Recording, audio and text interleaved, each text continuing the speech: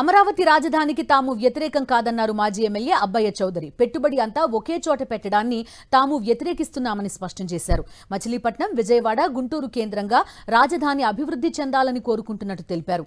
ఏలూరు జిల్లా కొండలరావుపాలెం వైఎస్ఆర్సీపీ కార్యాలయంలో గ్రామ సర్పంచ్ల ఆత్మీయ సమావేశం జరిగింది.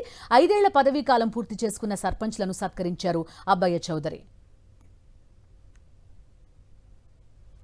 వైఎస్ జగన్ హయాంలో సంక్షేమం, అభివృద్ధి అజెండాగా పాలన సాగితే కూటమి హయాంలో విధ్వంస పాలన జరుగుతోందంటున్న మాజీ ఎమ్మెల్యే అబ్బయ్య చౌదరితో మా ప్రతినిధి రాజు ఫేస్ టు ఫేస్.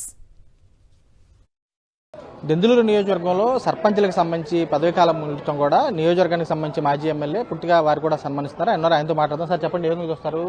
గతంలో ఉన్న 5 ఏళ్లు సంక్షేమ అభివృద్ధి ఎజెండాకి వెళ్ళారు. ఇప్పుడు కూటమి మారిన కాడి నుంచి సర్పంచ్ల పనితీరు కానీ ఎలా ఉంది? అసలు పూర్తి స్థాయిలో కూడా ఒడిదుడుకులు ఎదుర్కొని వస్తుంది. ఇక్కడ ఎలా ఉంది అసలు ఏంటి?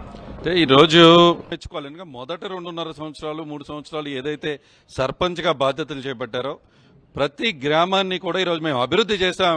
మా గ్రామంలో ఒక సచివాలయ బిల్డింగ్ కట్టించానన్నా, రైతు భరోసా బిల్డింగ్ కట్టించానన్నా, రోడ్లు వేపించానన్నా, బడి బాగు చేయించానన్నా అని గర్వంగా ఈరోజు వాళ్ళు చెప్పే పరిస్థితి.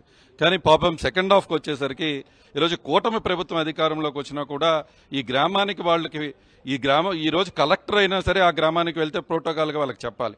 అటువంటిది వాళ్ళకి చెప్పకుండా పోనే సభలకైతే పిలవలేదు.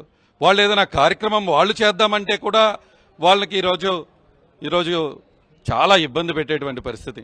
కేసులు, గొడవలు పెట్టి వాళ్ళని ఇబ్బంది పెట్టినప్పటికీ కూడా ఈరోజు రాజశేఖర రెడ్డి గారి యొక్క ఒక అడుగేస్తే మేము 2 అడుగులు వేయాలని జగన్మోహన్ రెడ్డి గారితో ప్రయాణం చేయడానికి వచ్చాం.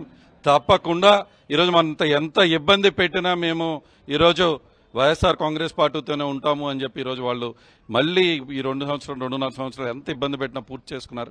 ప్రధానంగా రాష్ట్రం సంబంధించి రాజధాని ఇష్యూలో చూస్తున్నారు. గతంలో 40,000 ఎకరాల పైన తీసుకున్నారు, మసిపూసి మారేడుగా చేశారు, గ్రాఫిక్స్ చేశారు. ఇప్పుడు మళ్ళీ అదే రీతిలో ఇంకో 40,000 ఎకరాలు తీసుకుంటాం, 1,00,000 ఎకరాల్లో ఏకంగా రాజధాని డెవలప్ చేస్తామని చెప్పని చేస్తున్నారు. ఏం చూస్తారు? ఇలాంటివన్నీ ప్రజలు ఏకంగా అన్ని ప్రాంతాల అభివృద్ధి జరగాలని ప్రజలు కోరుకున్న తరలో మేము ఒకే చోట పెడతాం, 1,00,000 కోట్ల పెట్టుబడి, 2,00,000 కోట్ల పెట్టుబడి పెడతాం అంటే ఏం చూస్తారు? ఇలాంటి మీరు ఒక అనుభవం అంటే ఈరోజు ఒకటి మేము వెరీ క్లియర్గా చెప్పాలనుకుంటూ ఉన్నాం రాష్ట్ర ప్రజలకి.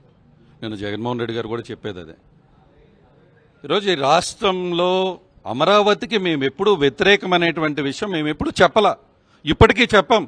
అమరావతి కానీ అమరావతి ప్రాంతం కానీ అభివృద్ధి చెందితే తప్పకుండా వైఎస్ఆర్ కాంగ్రెస్ పార్టీ కానీ మేమందరం కూడా సంతోషిస్తాం, హర్షిస్తాం కూడా. కానీ ఏదైనా కూడా ఈరోజు మనం ప్రాక్టికల్గా మాట్లాడుకోవాల్సినటువంటి అవసరం ఉంది. అమరావతిని డెవలప్ చేయండి, మేము కాదనట్లా. అదేవిధంగా వేరే రీజన్స్ని కూడా మనం డెవలప్ చేసుకోవాల్సినటువంటి అవసరం ఉంది. మచిలీపట్నంలో పోర్ట్ ఉంది. మచిలీపట్నంలో ఈరోజు ఎప్పటి నుంచో ప్రజలు అక్కడ మంచి జీవనాధారం పొందుతూ ఉన్నారు.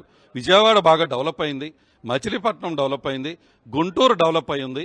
ఈ 3 డెవలప్ అయి ఉన్న ప్రాంతాలు ఉన్నాయి. కాబట్టి ఎక్కడో ఈరోజు అన్ప్రాక్టికల్గా మనం అమరావతిని చేయటానికి ఇబ్బంది కాబట్టి, అన్ని వేల లక్షల కోట్ల రూపాయలు మన దగ్గర లేవు కాబట్టి ఇక్కడ మీరు డెవలప్ చేయండి. ఈ స్ట్రెచ్ ఆఫ్ ఏదైతే ఉందో నేషనల్ హైవే ఆల్రెడీ ఉంది. ఆల్రెడీ ఇప్పటికే మనకి చక్కటి పోర్ట్ వస్తూ ఉంది. అక్కడ ఆల్రెడీ మనకి ఈరోజు చక్కటి ఎయిర్పోర్ట్ ఉంది. అన్ని రకాలైనటువంటి సదుపాయాలు ఉన్నాయి. కాబట్టి ఈ స్ట్రెచ్లో డెవలప్ చేయండి అంటున్నాం. మేము ఈ స్ట్రెచ్ని డెవలప్ చేయండి అన్నా ఎందుకు మీరు ఎక్కడో ఈరోజు అమరావతిలో లోపలికి ఎక్కడికో వెళ్ళి ఈరోజు అక్కడ ఇన్ఫ్రాస్ట్రక్చర్ చేసేపోదు. ఈ హైవే బేస్డ్ స్ట్రెచ్గా మీరు కట్టండి, మరొక మల్టిపుల్ సిటీస్ కట్టండి అక్కడ అనేది మేము చెప్తా ఉన్నాం. దాన్ని అభివృద్ధి చేసే విధంగా చర్యలు తీసుకోవాలని చెప్పి వారు కూడా స్పష్టం చేస్తున్నారు.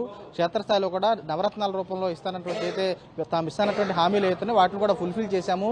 ఇచ్చినటువంటి ఏదైతే కూటమి ప్రభుత్వం ఇస్తాన సూపర్ 6 హామీలు కూడా ప్రజలకు కూడా చేరువ చేయాలని చెప్పి ఆయన కూడా డిమాండ్ చేసిన బస్సు కూడా కనపడుతుంది. నరేష్ తో రాజు, సాక్షి, దెందులూరు నియోజకవర్గం నుంచి.